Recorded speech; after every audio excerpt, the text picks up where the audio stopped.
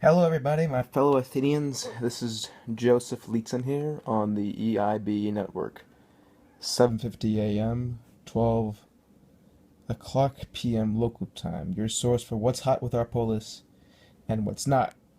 That is politically speaking. And right now, I can tell you, a lot of things are wrong with Athens and the Athenian leadership right now.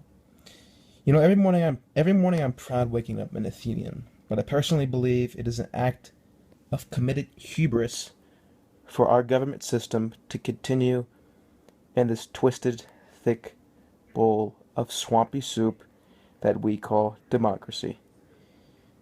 Yes, I label democracy a modern form of government a piece of trash. I tend to label it so because this is not representative democracy. This system is not organized. What this is, folks, is the leaders of Attica trying to make people feel happy, lift their spirits, and feel accomplished and entitled to serve in our government. They think everybody can be in our government. I haven't seen such a complex system since the ancient Rubik's Cube. I couldn't solve it. It took me 1,000 times, but this political system, everybody is obligated to have a chance to serve in our polis, which on paper is great. I see a lot of benefits of it. Yeah, free spots that control this city's everyday decisions and long term decisions, all in the hands of not a select few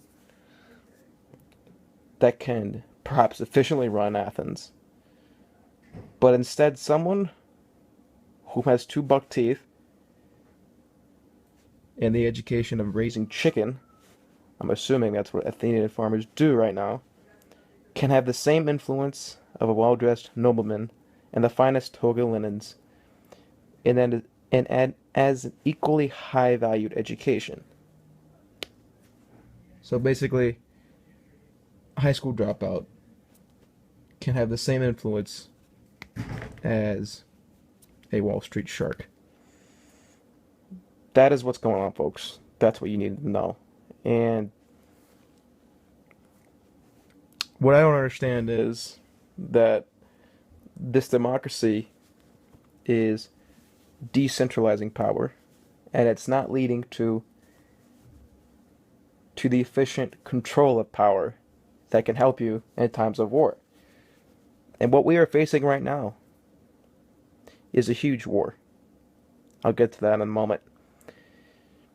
They should build a statue after Pisistratus. Pisistratus, whom reigned quite a few years ago, long before my time, about 546 to 527, I believe.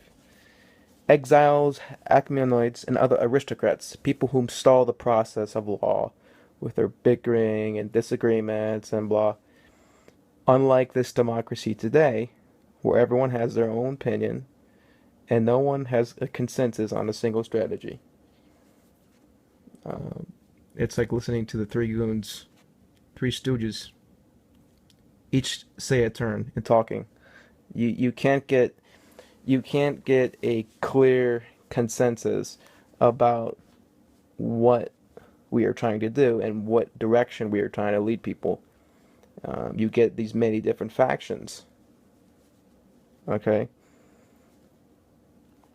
Pisistratus promoted expansion of trade. We have to remember that. He promoted olives. Yes, olives. I eat them every day. They taste delicious. And minted coins.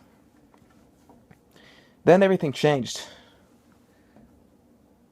Cleisthenes, whom I don't have a particularly favorable relationship with.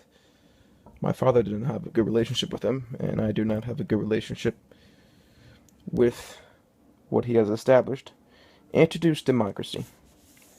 The Stratogoid directly elected and can serve multiple and consecutive terms. The fact is, that is the only office that people can hold consecutive terms. 3, 4, 5 terms. Everybody else, the assembly, the ecclesia, the council, which controls the major decisions, the Council of 500, You can only be in the council and the assembly for a max of 2 years, or two 1 year term. This system leads to a innumerable amount of problems. Okay?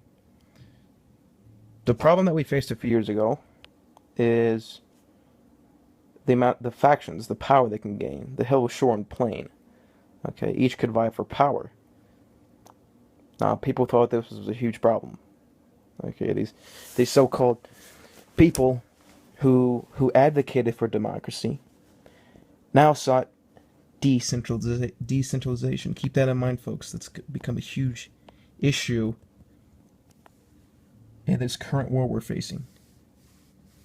Okay, with Alcibiades. He has this huge army aligned with the Persians. He's taken over the Ionian Peninsula and what remains of the Ionian League. He's connected friends with Sparta, with Corinth. I believe they sought Apollo yesterday, which we'll see what Apollo has to say. But so far, it's not looking great for us, folks. We are on the brink of disaster, mayhem, and losing our way of life. And a lot of this came out of democracy. Why? Because stupid people in power make stupid decisions. Okay? Each person, no matter where they're from, can speak in the assembly. Okay? Obviously, people were stupid enough to listen to Alcibiades try to take control in the Sicilian invasion. You know, that didn't go so well. That went very bad. He was exiled. Now, what is an exile going to do?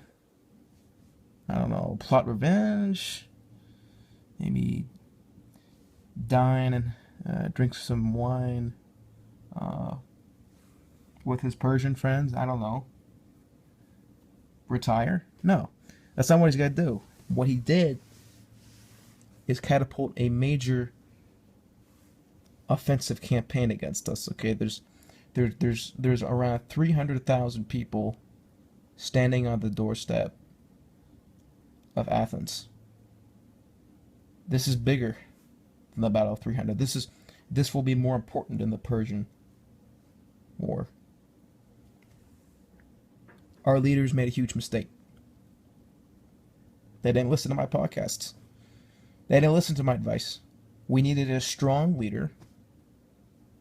What we had at Pisistratus, a tyrant who controls and dictates based on his experience.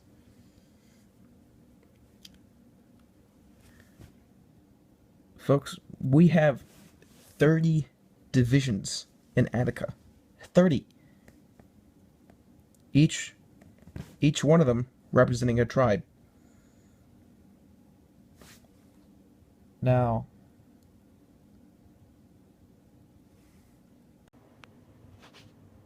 so all this time we have this criminal on the doorstep of Athens, and he's serious. He's serious right now. We all know he's been stating his persistence to totally eradicate all of Attica, all the Athenians, for what they did to him. Exile. I mean, I don't really think exile is such a bad thing, such a huge thing that you could take revenge for. I think this wacko is Alcibiades is overreacting. I think he's a little upset, and he's acting emotional right now. But meanwhile, these leaders, our leaders right now, I would not trust them.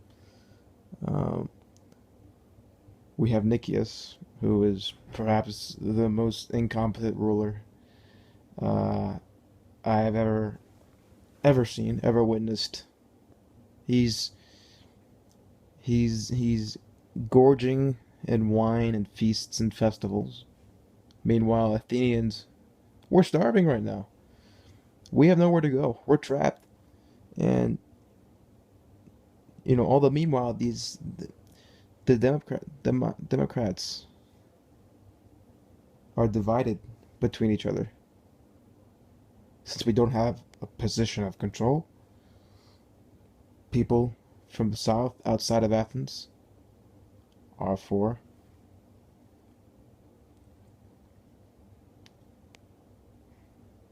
Alcibiades because they hate what the city polis has done to them, what Athens has done to them. We've only required tribute, but obviously they complain. The city states and the villages, small villages, they have to commit tribute to us. They're complaining. They're lashing out. But then they're forced to stay inside Athens. And that's a huge problem right now. The people in Athens, in the city, support this incompetent dictator, Nicias, who doesn't know how to lead an army, didn't want to lead this army in the first place, failed miserably in the Sicilian invasion, and we don't know what to do right now. Our leaders have no clue. They're backing down. They want to play. They want to play fair game. They want to offer prisoners for ransom, which I think is a terrible idea to give up prisoners. For what? What could they offer us that would help us? Nothing could help us at all except for Nicias to fight back. He's a tyrant. He needs to fight back. That's what I would do. We have this huge navy, huge arsenal. We've brought men, we've hired men that are in bondage, slaves, people in debt, to be rowers for our triremes. The least we can do is use them. That's the least we can do. But honestly, I don't think this man Nicias is up for the challenge. Every day we get reports that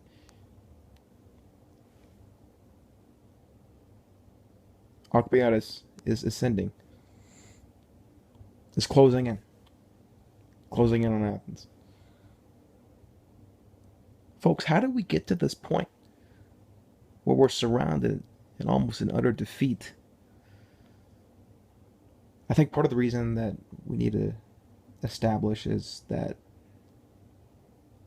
a lot of the members in the assembly that made the decision to decentralize power and reduce the control of the strategos that actually control military affairs. The assembly decided to reduce the budget and control of the strategos. And they made them randomly, democratically elected. So basically, a military leader's success doesn't really matter if the people aren't happy with who he's siding with. Our military leaders were siding with originally Alcibiades. He was a promising leader in general. But the people took at heart some of the things Alcibiades was trying to do. He was trying to expand Athens. He was trying to force more tribute to come to us, which I think is a pretty good idea since these smaller city-states really have no control over us. What can they do if we require more tribute? They can't really do anything at all, to be honest. And people saw that as undemocratic. People saw that as power rising, someone gaining control greedily. And they exiled And now look what's happening. It's turned back to bite us. Folks, you need to realize this. It's turned back to bite us pretty hard. And so, right now, Nikias, our Democratic leader, now we have a smaller space than the size of a few football fields. And all these people packed in here. There's people standing out right side my building, my station, begging for help. What are we gonna do? We need to fight back. That's what we need to do. As long as our leaders remain still in the face of adversaries, nothing will be accomplished for the Athenian glory and for victory of Attica.